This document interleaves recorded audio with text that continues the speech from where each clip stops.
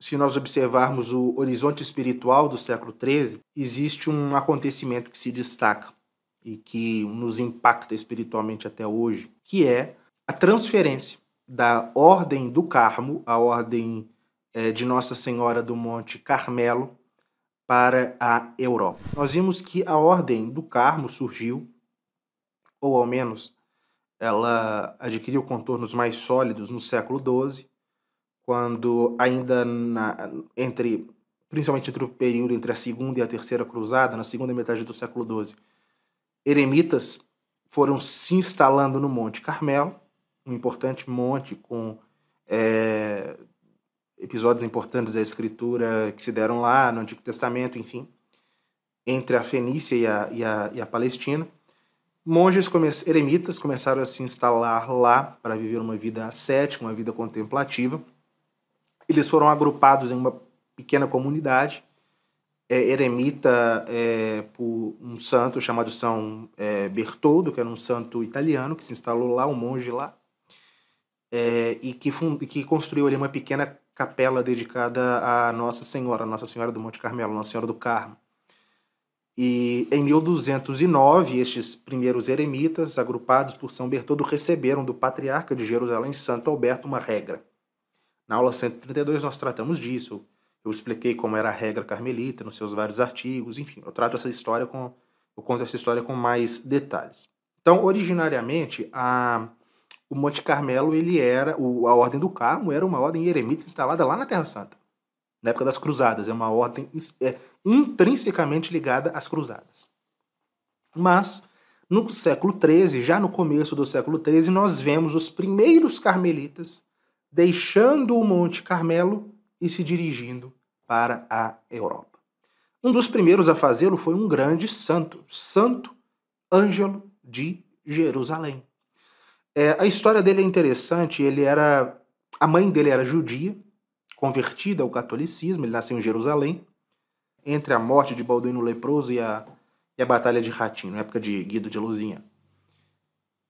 Ele nasceu, a mãe dele era judia convertida, criou ele e o seu irmão João no catolicismo, foram muito bem educados na fé por sua mãe. Ambos, ele e o seu irmão, praticaram uma vida ascética e ásperas penitências desde muito jovens, e ele, Santo Ângelo, foi ordenado padre aos 26 anos. E ele se tornou pregador. Ele saiu percorrendo várias cidades da Palestina, pregando, e fazia muitos milagres. Multidões, ele começou a se tornar uma pessoa afamada, notória, né? E para fugir disso, para fugir das multidões, ele se refugiou como eremita no Monte Carmelo. Queria viver ali na solidão, no esquecimento de todos. Só que Deus lhe comunicou que era o seu desejo ver-lhe em outras bandas, em outras regiões. E lhe indicou um novo campo de ação para ele, que era a Itália.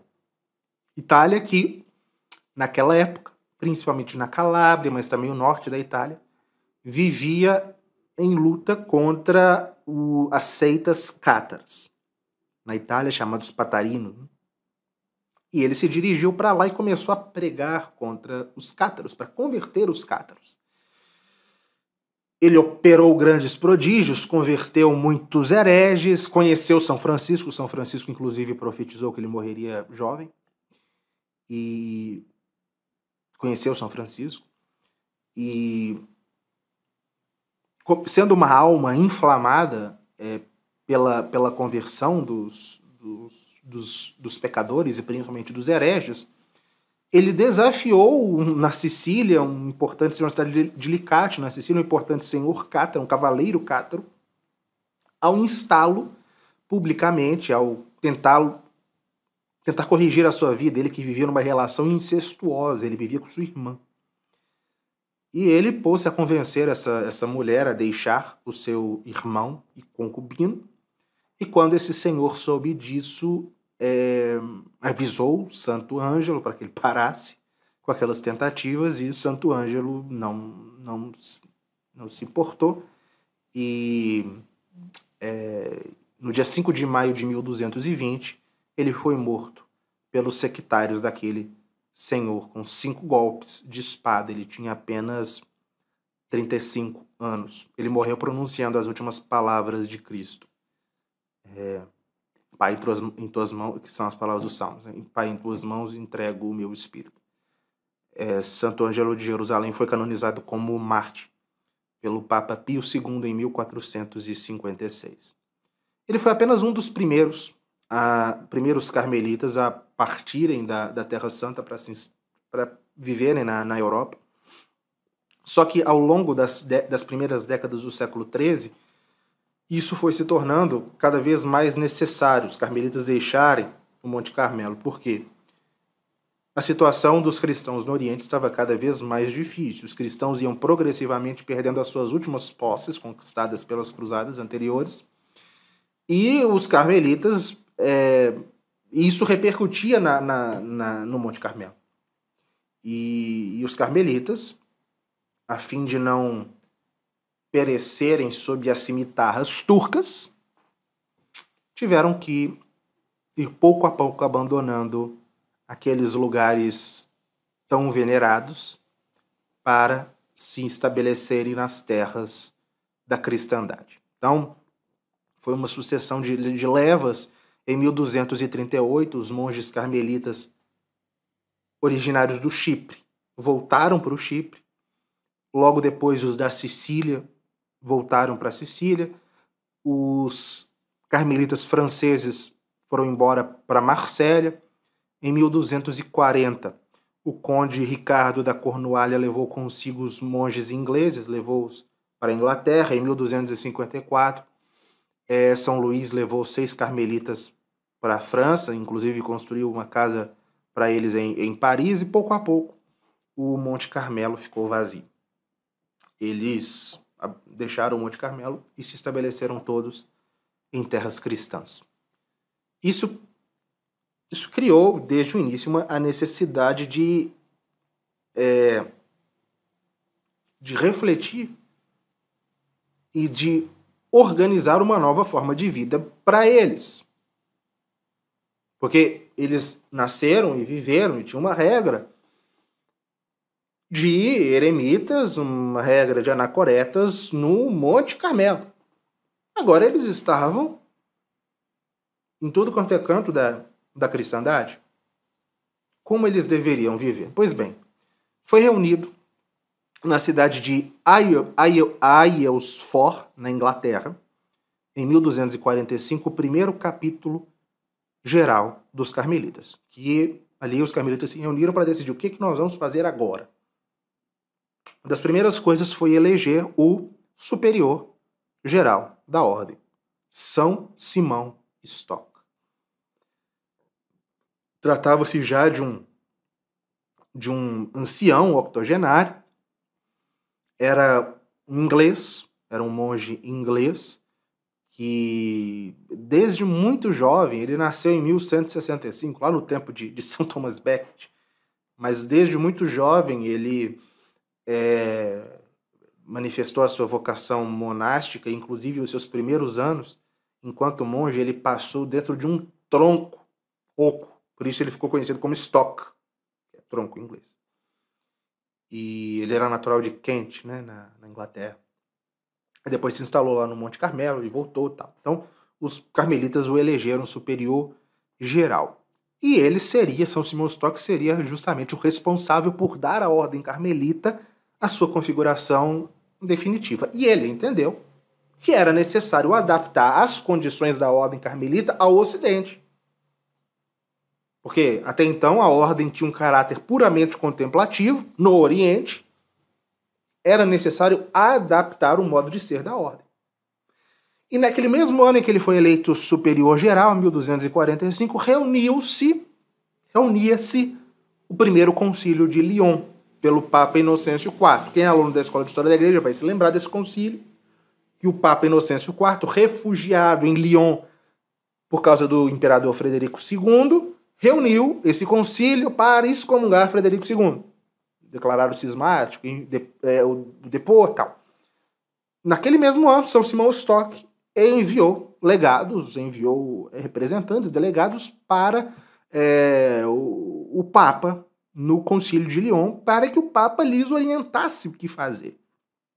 E o Papa encarregou um grupo de dominicanos de revisarem as regras primitivas do Monte Carmelo, aquelas escritas em 1209 por Santo Alberto de Jerusalém, e elaborarem uma nova. E o resultado foi a modificação de alguns pontos que transformou a ordem dos carmelitas de eremitas em cenobitas, ou seja, de monges que vivem sozinhos para monges que vivem em comunidade.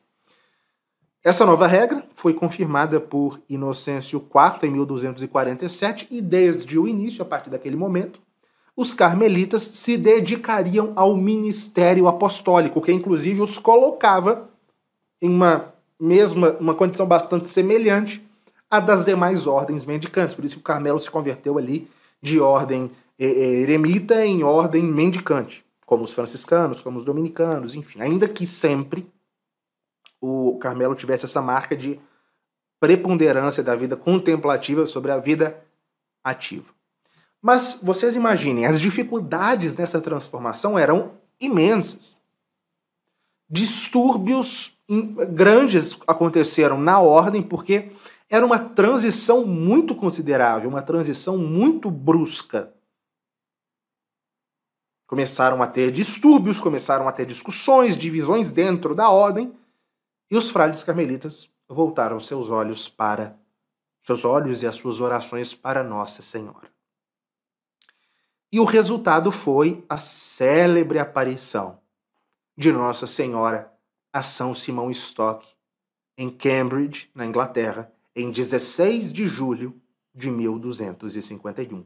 16 de julho, dia de Nossa Senhora do Carmo, por causa dessa aparição a São Simão Stock, em Cambridge, em 1251. Foi naquela visão que Nossa Senhora ofereceu a São Simão Stock o quê?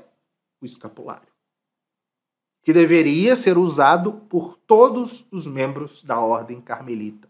Nossa Senhora disse: recebe, meu amado filho, esse escapulário para minha ordem. É o sinal particular de meu favor, que obtive para vós e para meus amados e para meus filhos do Monte Carmelo. Quem morrer com esta vestimenta será preservado do fogo eterno. Essa devoção iria ultrapassar em muito, né, a ordem do Carmo.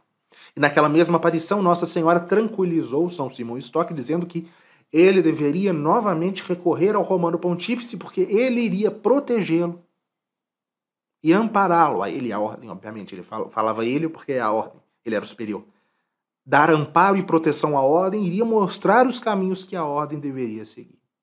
Todo católico tira grande proveito do conhecimento da história da Igreja, mas não há como estudar seriamente 2000 anos de história com algumas poucas aulas gerais, e a Escola de História da Igreja está aqui para te ajudar nisso. Só em nosso curso principal já temos mais de 100 aulas como essa no ar. Saia da superficialidade, matricule-se pelo link no card ou na descrição. Pois bem, o resultado foi esse, e foi bom. E os carmelitas, passado esse distúrbio inicial, com a proteção de Nossa Senhora e do Papa, os carmelitas, a ordem carmelita floresceu em toda a cristandade. No tempo de São Simão Stock, só na Inglaterra os carmelitas já tinham 40 casas.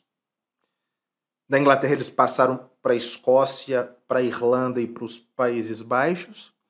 De Marsella, onde os carmelitas franceses, os primeiros, se instalaram, se espalhou para a Aquitânia e para toda a Península Ibérica. Né? Vejam aí a gênese de Santa Teresa de São João da Cruz. E os da Sicília ganharam toda a Península Italiana. E não demorou para que os carmelitas entrassem nas grandes universidades. Em 1249, antes dessa aparição de Nossa Senhora, eles já lecionavam em Cambridge. Em Oxford, eles passaram a lecionar em 1253, em Paris, em 1254, em Colônia, em 1256, em Trèveres, em 1286, em Mogunçia, em 1288, enfim. Eles foram se tornando grandes doutores, mas sem que a santidade os abandonasse. Porque desde os seus primeiros tempos na Europa, os carmelitas se destacaram tanto pela sua sabedoria quanto pela sua santidade. Ao lado desses dois santos que nós acabamos de conhecer, como São Ângelo de Jerusalém e São Simão Stock, se coloca, por exemplo, Santo Alberto de Trapani, um célebre pregador italiano da segunda metade do século XIII, carmelita, responsável pela conversão de muitos judeus ao catolicismo e que teve até um papel político muito importante no contexto de guerras que ocorriam no sul da Itália, colocando fim ao cerco de Messina. E, enfim, então a ordem carmelita, porque, vejam, ela nasceu lá no Oriente, no Monte Carmelo, mas ela como que tem ela renasce agora com uma nova fisionomia e ela já nasce santa, já vocacionada para grandes coisas no seio da Santa Igreja. Este vídeo que você acabou de assistir do professor Lucas Lancaster é apenas um trecho de uma das 170 aulas já disponíveis na Escola de História da Igreja. Convidamos você a sair da superficialidade e estudar a sério conosco na escola. Clique no link aqui do lado para acessar o nosso site e fazer a sua matrícula.